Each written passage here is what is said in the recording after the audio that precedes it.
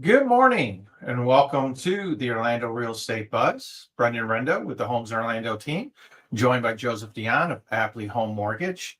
And even though it's been kind of a quiet week with the holiday and everything, we still got some interesting things to talk about. So we're going to cover Pulte coming out about rental payments being used now for credit. We got the jobless numbers that came out this week, and some interesting look at the national debt and what is Jerome Powell going to do, because we do have one meeting coming up here at the end of the month on the 28th and the 29th. So let's see.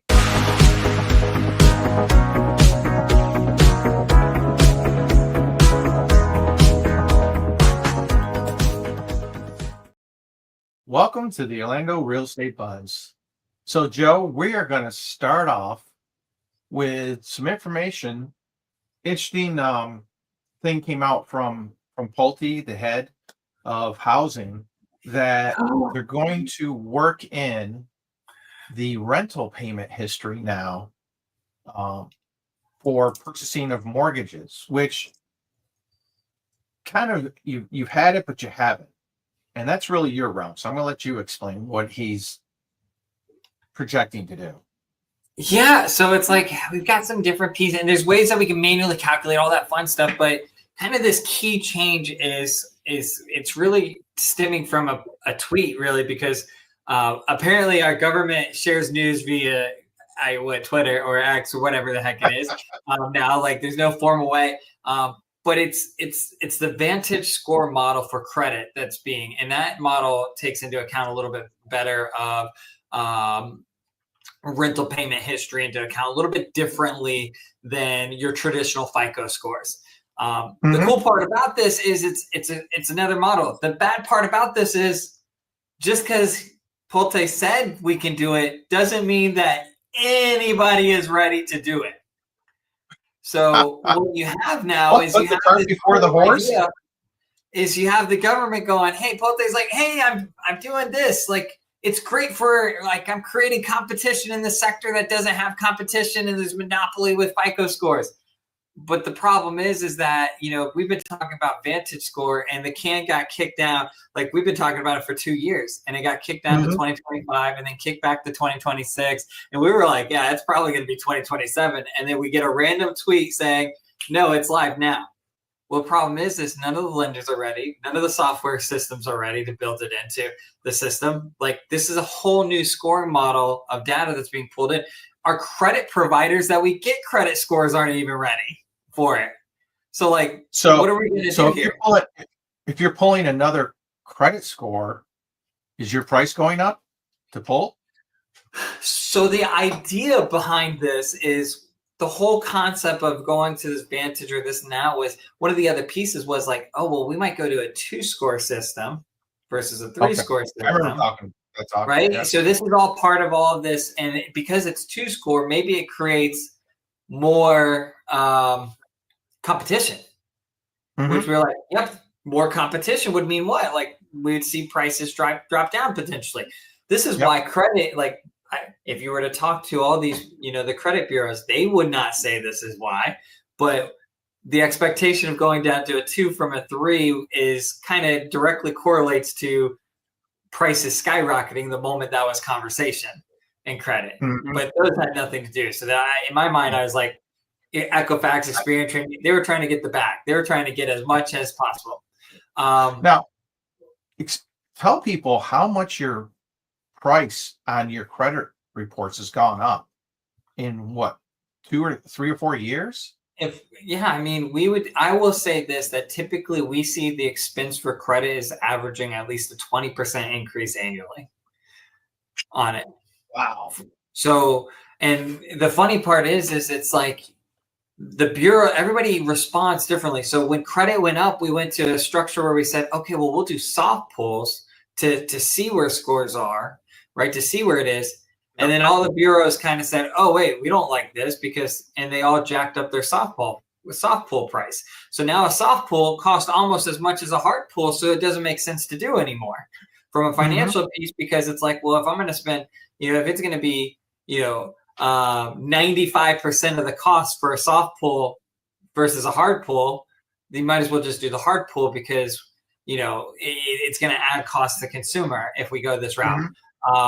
And that's where, and I mean, you're talking like what, 5-6 years ago, credit used to be like $30 for a tri-merge report.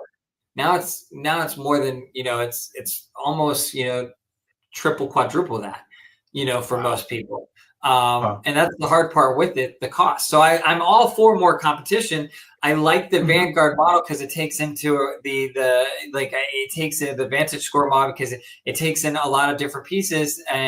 But we're going to be into a structure of when are the the servicing side, how are they going to look at these? Are they going to have to break up pools? Like that score is typically higher than FICO. So it's going to be great for people, but then the risk factor is like, well, it's higher. Like, so nobody knows on the servicing side of performance, is it valid?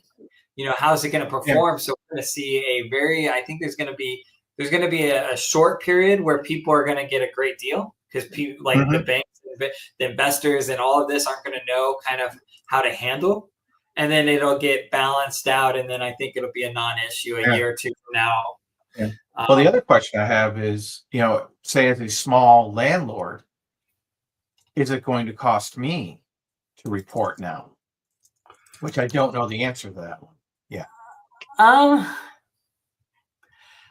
I don't think you're going to be required to report it. It's just, I think as a small, I think there, you may see a situation where people are asking for it to be reported now. You may see larger landlord companies going that route because it can hurt people a lot easier now. And I hate to say that, but typically that's why you report is, you're like, yeah, it's great. You have the good, but you're reporting when someone goes bad because that hurts them. So I think you'll see stuff like that possibly. But it is going to be a very, very, very interesting kind of approach as we move forward. And I think we'll see, we may see costs go down in the long run, but I think we could see costs go up in the immediate before it settles back out. And then we could see, a non-direct, as in we get cheaper credit, but we actually see the GSEs and everything on the mortgage side go up because they don't know and have data to know how to handle. So we may actually see that kind of wash to where it's like, yeah, the cost went down over here, but maybe there's a small bump in rate that nobody really knows about or sees because nobody knows how to handle these because we haven't seen performance track history for these new score model yet. That's true. Don't have the data. Yeah. Yeah. So it's going to be interesting to see how quickly this gets implemented. It always sounds great, when the tweet comes out, doesn't it? And everybody thinks, oh, today. No, it's not today. You still have to go through and you have to implement everything. So, well, just to give you an idea how fast FICO, which is on the stock market, right? It's a publicly traded company.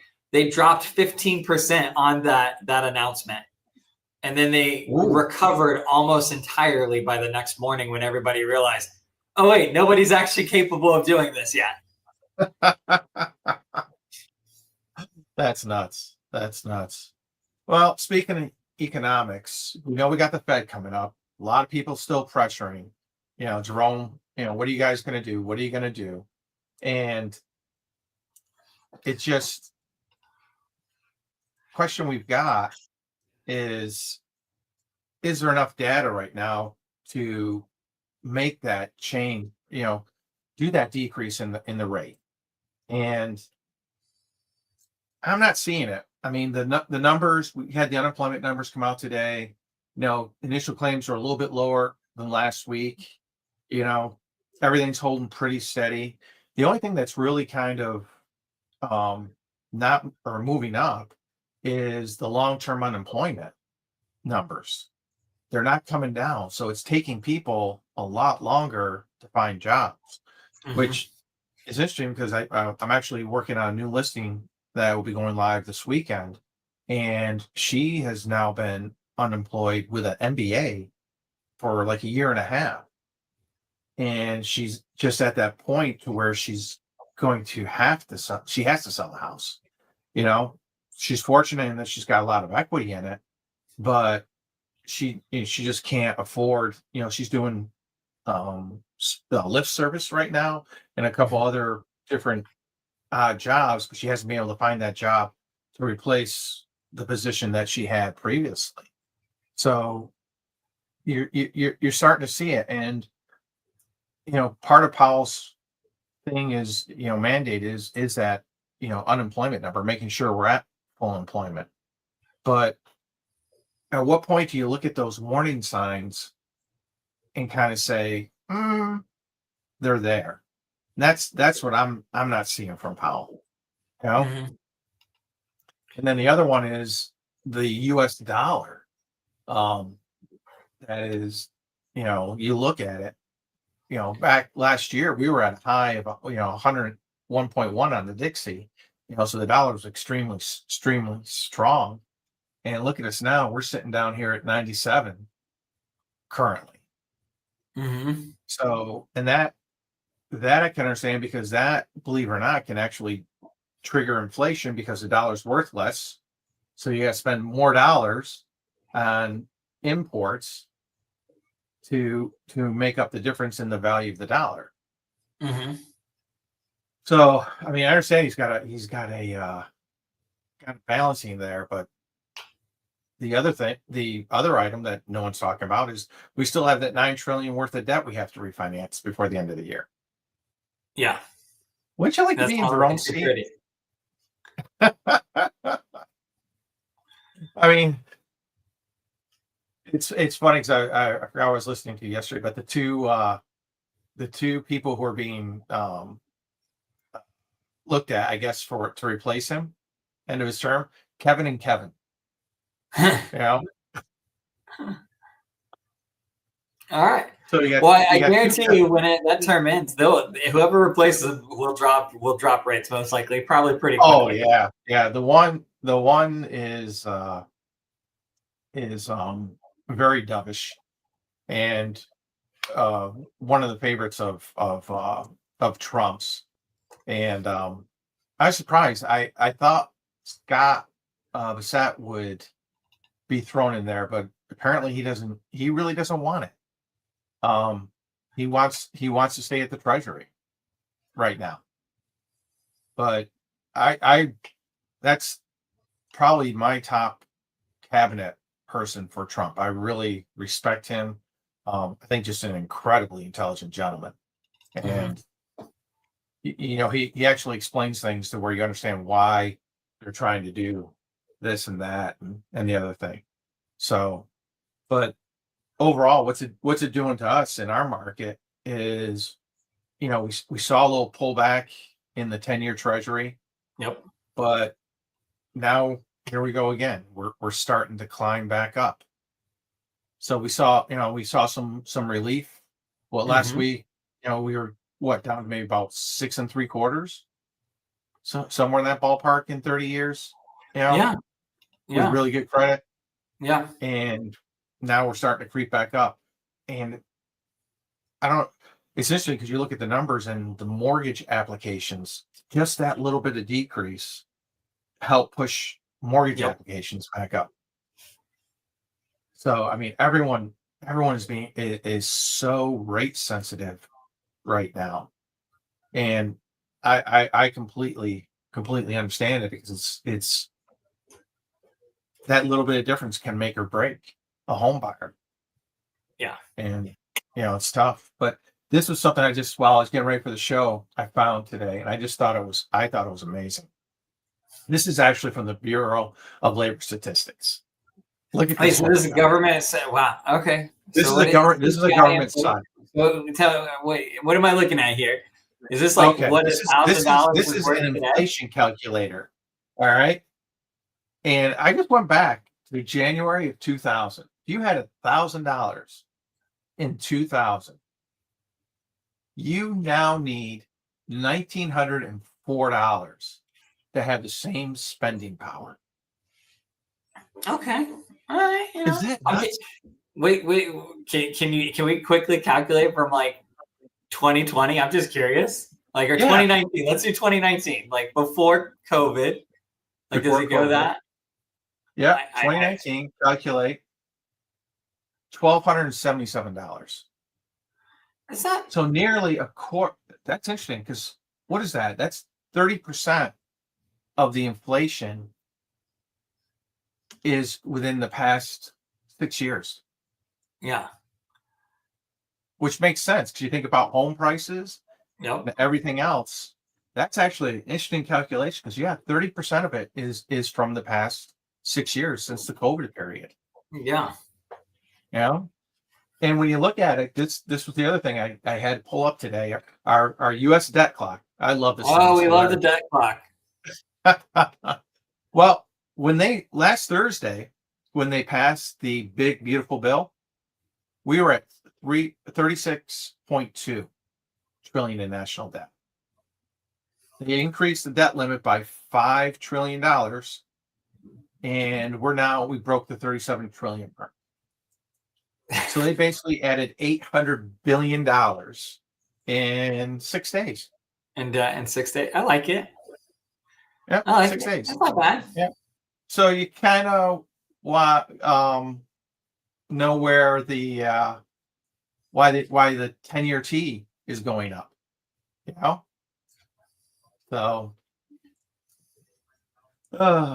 you just look at all the stuff and you kind of laugh, and then what is everyone expecting for the end of the month right now? No one's looking at the Fed to cut rates. No.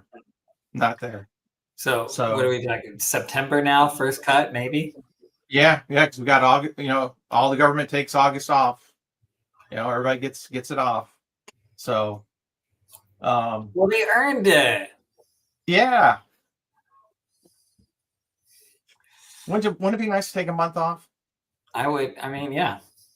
I think I don't know what I'd do with myself, but yeah, it'd be nice for like 2 days. Like day 3, you'll be bored.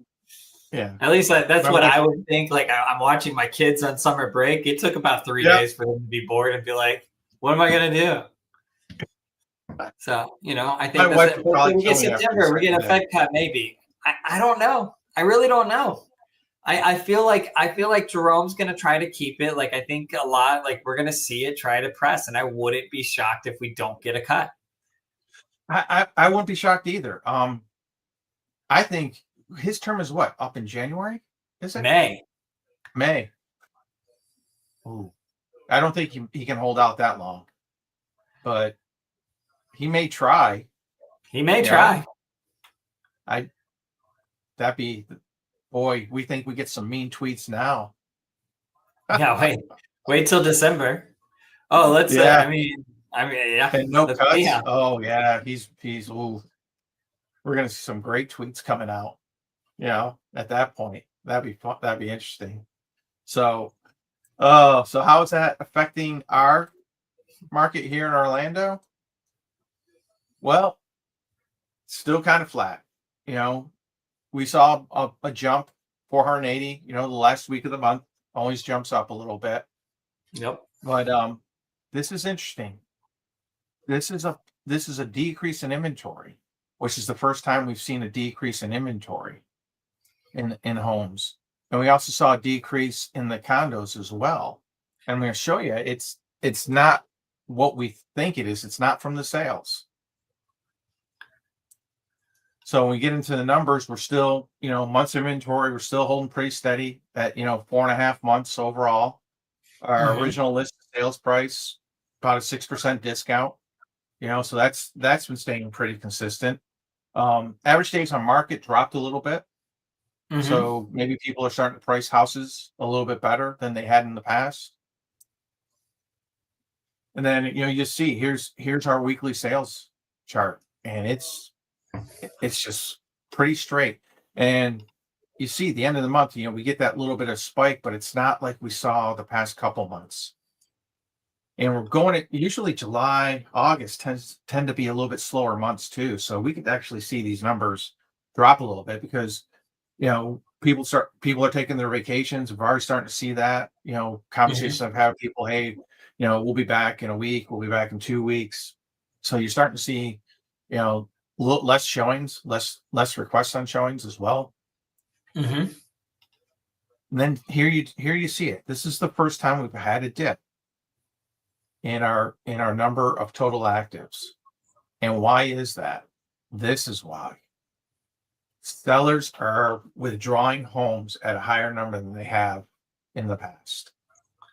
And you kind of see the spikes at the end of the month.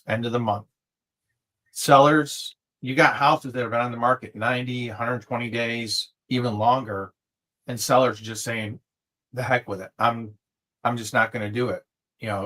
There's just too big of a difference.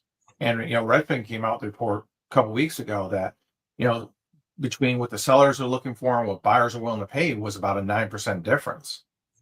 And you're just seeing that a lot of these sellers are just saying, you know what, I'm just going to hold on to the house. I'm not going to sell. So that number, even nationally has really jumped up, because here you go in our condos, we're at 8.5 months of inventory, which that's consistently holding steady, and we're holding at 93% on the original list to sales price with 76 days on the market. And here you go again, we've got a decrease in the number of listings. Why? Again, our number of withdrawals has peaked up. Mm-hmm. So sellers are starting to pull back a little bit, which could be interesting because it may help prices hold a little bit better if there's less inventory on the market. But what we're seeing from the new builds is same thing we've seen for the past 6 to 7 months, and even some of the incentives are getting even bigger. I know I can never say it. K-Honest, they've got a development to land for 55 plus, but the average price of a home is $500,000 to $600,000 there. I'm like, if I'm retired at 70, I don't want to spend $600,000 on a new home. Not a chance. With an HOA of like $400, $500 because it's an all-inclusive, active adult community. And I'm just like, why would I do that? And they're down to a 2.99 introductory rate on the houses, and they are not selling at all. I get probably four flyers a week on that development by itself right now. And same thing with all the other builders, just inventory. Lennar sent their inventory list out, quick move-in homes. And I want to say there was 75, 76 homes on their quick move-in list. Those are homes that are either done or will be done within the next 60 days that do not have that have not been sold yet. That's a big number for a builder. That's a very big number for a builder.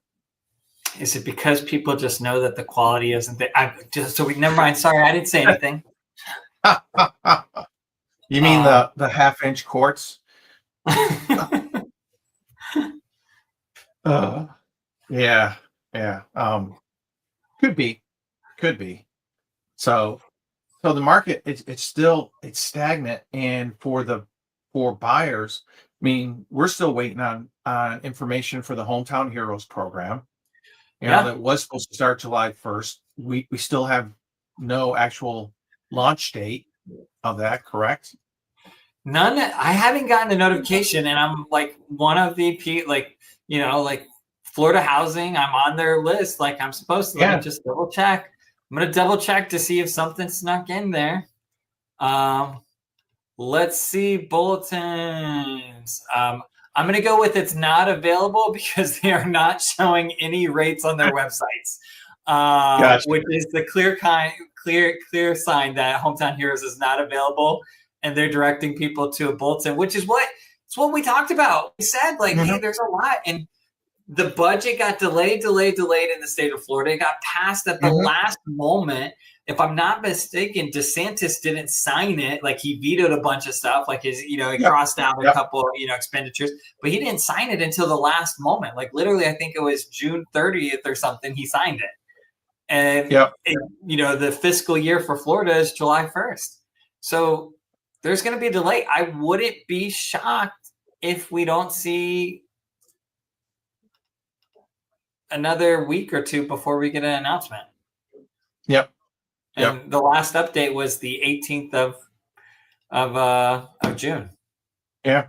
So I just, there's no program. There's not a lot of programs out there that are really going to help that first time home buyer right now. You've got, you and I've talked about that 1% program, but your median income has to be 80% of the average, which in Florida, then you're not going to be able to afford anything. I mean, basically, a house $350,000 or less, you might be able to squeak into if you don't have a lot of debt, but otherwise, no, you don't. So it's, I mean, we got a lot of interesting things. I think we're all hoping for some pullback in the treasuries at some point. Help us out, get us back down to 6.5. I think right now, I think a lot of people will feel a lot of relief at that point. Yeah. And we may, again, may see some buyers come out of the, from hiding for that. So, but thank you all for joining us. If you're on YouTube, Facebook, please like, subscribe as always. And we'll be back here next Thursday. Again, thank you, Joe. And this is the Orlando Real Estate Buzz. Take care. Enjoy the rest of your week. Bye-bye.